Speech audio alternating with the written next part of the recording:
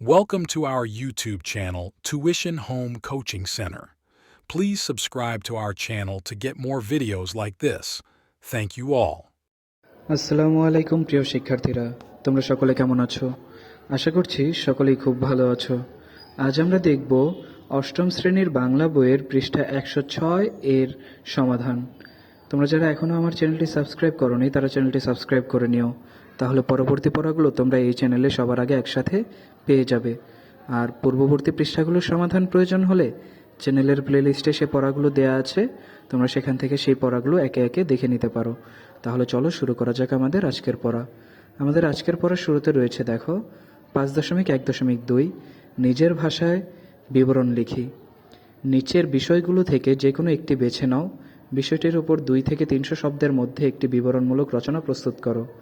লেখাটির একটি শিরোনাম দিবে।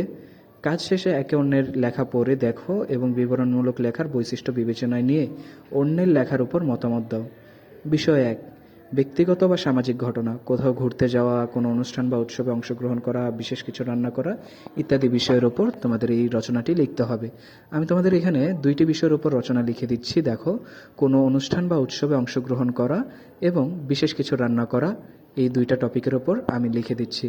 এর মধ্যে দেখো, প্রথমটি হলো বাংলা নববর্ষ 2024, যেখানে আমি অংশগ্রহণ করেছি।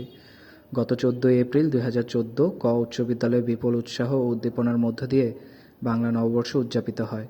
এই উপলক্ষে আয়োজন করা হয় আলোচনা সভা, বৈশাখী মেলা, বই মেলা, স্বরচিত কবিতা পাঠের আসর, সঙ্গীত ও নৃত্য অনুষ্ঠানের।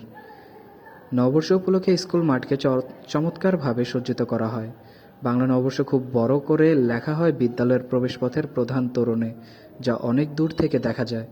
বাংলা নববর্ষ উপলক্ষে আয়োজিত অনুষ্ঠানমালায় শুভ উদ্বোধন ঘোষণা করেন মাননীয় তথ্য প্রতিমন্ত্রী। এই উপলক্ষে আয়োজিত আলোচনা সভায় সভাপতিত্ব করেন প্রধান শিক্ষক, প্রধান অতিথি ও বিশেষ অতিথি হিসেবে বক্তব্য রাখেন যথাক্রমে মাননীয় তথ্য প্রতিমন্ত্রী এবং জেলা প্রশাসক। প্রধান অতিথি তার বক্তব্যে বলেন, বাংলা নববর্ষ একটি সার্বজনীন উৎসব, জাতীয় উৎসব। আমাদের জাতিসত্তার সাথে এই উৎসবের আমেজ জড়িয়ে আছে। জাতি হিসেবে আমাদের স্বকীয়তার অন্যতম স্মারক এই বাংলা নববর্ষ। নববর্ষ আমাদের জীবনকে নতুনভাবে উদ্দীপিত করে। আমরা পুরাতন বছরকে বিদায় জানিয়ে নতুন বছরকে স্বাগত জানাই। অতীতের ব্যর্থতা, গ্লানি ভুলে গিয়ে নতুনের আহ্বানে জেগে উঠি, স্বপ্ন দেখি নতুন দিনের।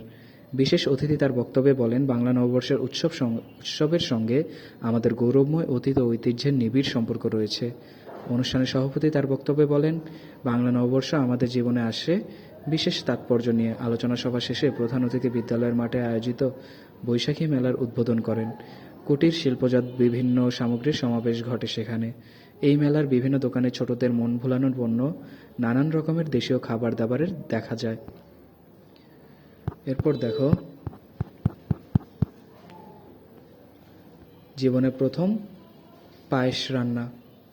গত জানুয়ারি মাসের 12 তারিখে আমরা হঠাৎ করেই খেজুরের গুড়ের পায়েস খেতে ইচ্ছা হলো।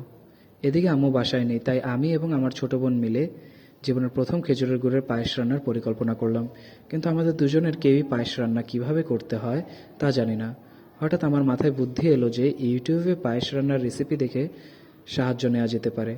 ভিডিওতে যেভাবে বলেছে ঠিক সেভাবে রান্না করার প্রস্তুতি নিলাম। দুপুরে 2টার দিকে আমরা পায়েস রান্না শুরু করলাম। প্রথমে পোলাও চাল 2 মুঠো ভালো করে ধুয়ে নিলাম। এরপর 2 কেজি দুধে কিছু পানি মিশিয়ে অল্প আঁচে ফোটাতে থাকলাম।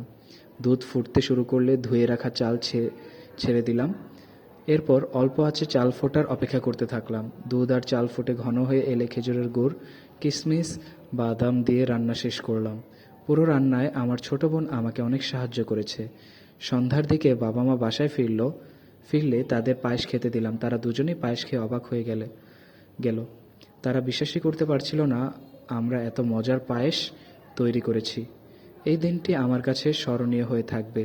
জীবনের প্রথম খেজুরের গুড়ের পায়েস রান্না করেছি এবং পায়েস খেতে অনেক মজাও হয়েছিল। তাহলে শিক্ষার্থীরা, এই হলো আমাদের 106 পৃষ্ঠার বিষয় 1 এর সমাধানগুলো। বিষয় 2 ও বিষয় 3 এর সমাধানগুলো এই চ্যানেলে তোমাদের জন্য শীঘ্রই আপলোড করে দেব। পড়াগুলো পেতে চ্যানেলটি সাবস্ক্রাইব করে আমাদের সাথেই থাকো। ধন্যবাদ সকলকে।